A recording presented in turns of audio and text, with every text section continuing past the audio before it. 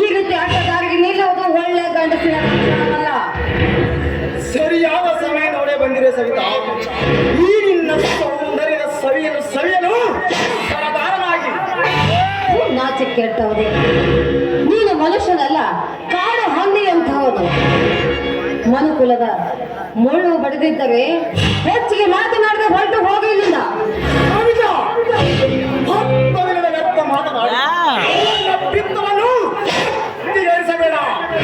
ಸವಿತಾ, ಈ ನಿಚ್ಚನವಾದ ಕಾಡಿನಲ್ಲಿ ಒಂದು ಹುಳಿನ ಸುಡುವುದಿಲ್ಲ. ಒಂದು ಹಾಗೆ ಇಂಥ ಸಮಯವನ್ನು ನಾವು ಕಳೆದುಕೊಳ್ಳಾರೆ. ಸವಿತಾ, ಇಬ್ಬರು ಒಂದಾಗೋಣ. ಮುಟ್ಟದರು ಮಾನಗೆಟ್ಟವನೇ.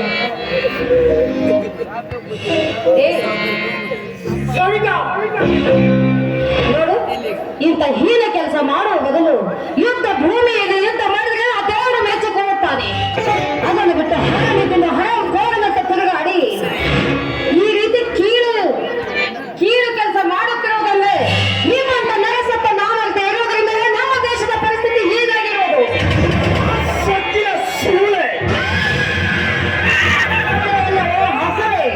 ಗರತಿ ಕುಲದ ಹೇಳ ನಾನು.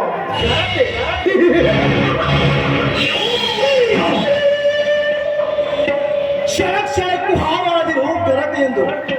ಸವಿತಾ, ಗಂಡ ಕರೆಯಲಿಕ್ಕೆ ಬಂದರೆ ಗೆಳತಿಯರಿಗೆ ಹೇಳಿ ಬರ್ತೇನೆ ಎಂದು ಹೋಗಿ ಮಿಂಡನ ಜೊತೆ ಸರಸವಾಡಿ ಬರುವ ಸುಳ್ಳಿರುತ್ತಿಲ್ಲ. ಸವಿತಾ, ಗಂಡ ಸಣ್ಣನೆಂದು ತಿಳಿದು ಮಿಂಡನ ಸುಖ ಹೊಂದುವ ಬಂಡ ಇರುತ್ತಿಲ್ಲ ಸಮಾಜದಲ್ಲಿ. ಮದುವೆಯಾಗಿ ಪ್ರತಿಯ ಅಧೀನವಾಗದೆ ಆದರ ಪ್ರಾಮರವ ಆದರದ ಹಾದರಿಗಿಂತಲೂ ಸಮಾಜದಲ್ಲಿ ವಾಸವಿದ ಹೊತ್ತು ಮಾಡಿದ ಕೋಣ ಒಂದು ಮುತ್ತು ದೊರಕುತ್ತಿರುವ ಗೊತ್ತು. ಕತ್ತು ಹಿಸುಕದ ಸೇಲಾರದು ನಿನಗೆ ಆ ಮುತ್ತು. ಗರತಿತನವೇ ಈ ಸವಿತಾಳ ಸೊತ್ತು. ಅದ ನಡುಕು ಇಲ್ಲಿಂದ ಹೋಗೋದನ್ನು ಮರೆತು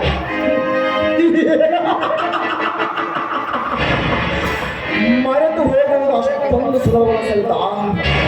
ಈ ನಿನ್ನ ಸೌಂದರ್ಯವನ್ನು ನೋಡುತ್ತಿದ್ದರೆ ಮತ್ತೆ ಮತ್ತೆ ಹೆಚ್ಚಾಗುವುದು ಕಾಮದ ಮತ್ತು. ಸವಿತಾ, ಆಡೋಣ ಪಣಗದಾಟ. ರಾಜ್ಯ ಗೆದ್ದವನೇ, ನೀನು ಮಾಡ್ತಿರೋ ಈ ಹೀನ ಕೆಲಸ ಮಣ್ಣ ನೋಡಿದ್ದೆ ಆದ್ರೆ ನಿನ್ನ ಪ್ರಾಣವನ್ನು ಬಿಡೋದಿಲ್ಲ. ಇಲ್ಲೇ ಮೆಟ್ಟಿ ಸೀಳುತ್ತಾನೆ ನಿನ್ನ ದೇಹವನ್ನ ಜೋಕೆ. ಅಣ್ಣ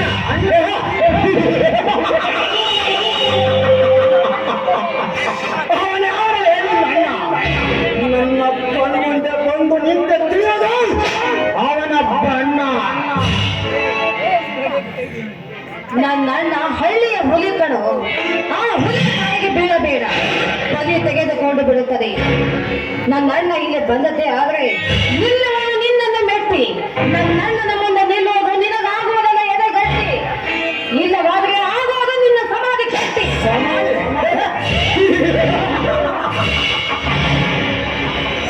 ಸವಿತಾ, ನಿನ್ನಂತಹ ತಾವು ಹೆಂಗಸರ ಸೀರೆ ಸುಟ್ಟು ಸಮಾಧಿ ನಿರ್ಮಿಸಿದ ಈ ಸ್ಥಳಗಳಿಗೆ ಸಮಾಧಿ.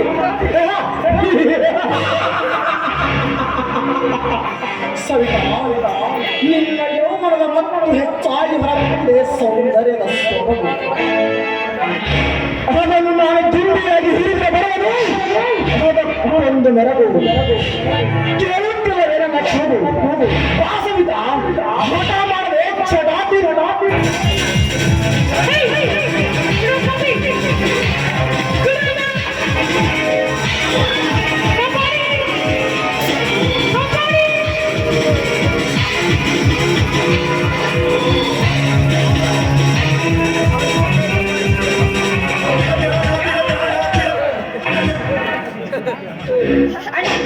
ನಿಲ್ಲು.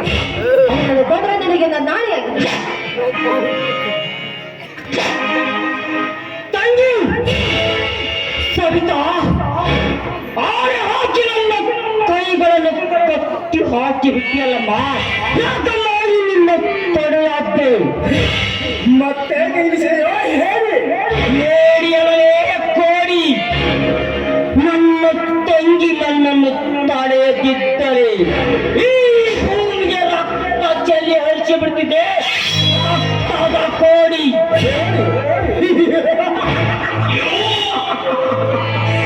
ಏ ಕೋಡಿ ಹರಿಸುವ ಕಿಲಾಡಿ, ಆ ಗೌಡ ಮುಂದೆ ತರಿಸಿ ಈ ನಿನ್ನ ಪಲಾಟ್ಯ ನನ್ನ ಮುಂದೆ ನಡೆಯಲಾರದು.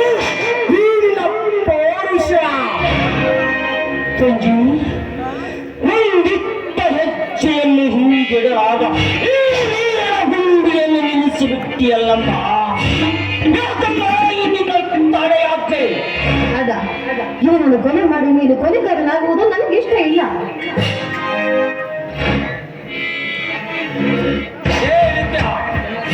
ನನ್ನ ತಂಗಿ ನಿನಗೆ ಪ್ರಾಣದಾನ ನೀಡಿದ್ದಾಳೆ. ಪುಂಡ ಕುಮಾರಿ,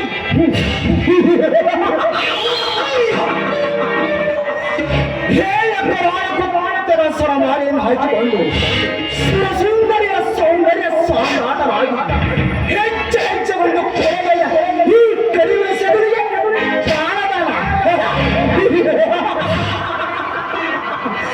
ನೇ ಧರ್ಮವಂತವಾಗಿ ಮೆರೆಯುತ್ತಿರುವ ಧರ್ಮಾಧಿಕಾರಿ, ಇದು ಧರ್ಮದ ನಾನಲ್ಲ, ಧರ್ಮದ ಕಾಡು.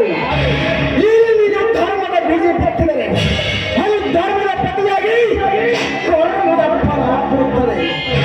ಇದನ್ನರಿತು ನೀವು ಹೆಜ್ಜೆ ಇಟ್ಟರೆ ಜಾಣ ಮರಿಯಾಗುವೆ. ಎಚ್ಚರಿತ ಕಂಠತೆಯ ಗರತಿಯ ಮಗನೇ, ಉತ್ತಮನಿಗೆ ಇರುವ ಯಾರು ನೀ ಎಂಬುದು ತಿಳಿಯುತ್ತದೆ. ಕೆಲಸದ ಗಂಡನ ಗರತಿ ಮಗನೇ, ನಿನ್ನಂತ ಮಂದಿಗೆ ಜನ್ಮ ಬಿಟ್ಟ ತಾಯಿ ಸುಳ್ಳೆಯ ಉಳಿಸಬೇಕು. ಬಾಯಿಂದ ಇಂಥ ಮಾತು ಉಚ್ಚರಿಸುವುದು ಮಗಳು ಉಚ್ಚರಿಸಿದ ತಾಯಿಯ ಸುಳ್ಳೆ ಎಂಬ ಶಬ್ದವನ್ನು ಉಚ್ಚರಿಸಿದರೆ ಚಿತ್ತ ಚಿತ್ತವಾಗುವುದು ಈ ವಿದ್ವಾಂತರಕ್ಕೆ. ರಾಜ, ನೀನು ಈ ಹಳ್ಳಿಗೆ ಹುಲಿಯಾಗಿರಬಹುದು, ನನಗಲ್ಲ. ಕೆಚ್ಚನೆಯ ಗಂಡನ ಗರತಿಯ ಮಗನು ಇಳಿಯುವ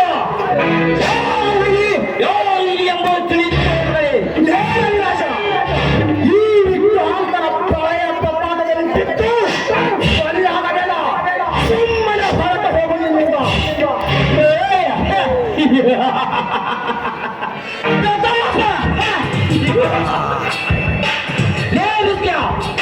ಇಂದು ನನ್ನ ತಂಗಿ ನನ್ನನ್ನು ತಡೆಯುತ್ತಿದ್ದರೆ ಒಂದೊಂದು ಅವಯವಗಳನ್ನು ತುಂಡು ತುಂಡಾಗಿ ಕತ್ತರಿಸಿ ಗರತಿಯಂತೆ ಒಯ್ದು ನನ್ನ ಸಮಾಜದ ಅಕ್ಕ ತಂಗಿಯರ ಕೊಲೆಗೆ ಹಾಕಿಬಿಡ್ತಿದ್ದೆ. ಹೂವಿನ ಮಾಲೆಯಾಗಿ ಗರತಿ ಗರತಿಯರ ಸಹೋದರಿ, ನೀನು ತಿಳಿದಿರುವ ಗರತಿಯರು ನೆತ್ತಿಗೇರಿ ಕಾಮದ ಪಾಡೆ ತಾಳಬಾರದೆ. ಮುಂದೊಂದು ದಿನ ನಿನ್ನ ಹತ್ತಿರ ಶರವಾಸ ಮಾಡ್ತಾರೆ.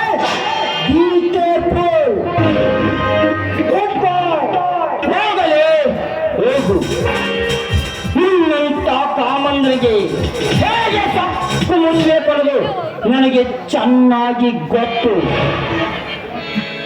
ಅಣ್ಣ, ವಿವೇಕಗಳಾದರೆ ಈ ರೀತಿ ಮಾತಾಡ್ತಿರುವೆ. ಅವಾಚ್ಯ ಶಬ್ದಗಳನ್ನ ಮಾತನಾಡುವುದು ಸ್ವಾಭಾವಿಕ. ಬಾರಣ, ಮನೆಗೆ ಹೋಗೋಣ. ಆಯ್ತಮ್ಮ, ನಡೆ ಹೋಗೋಣ.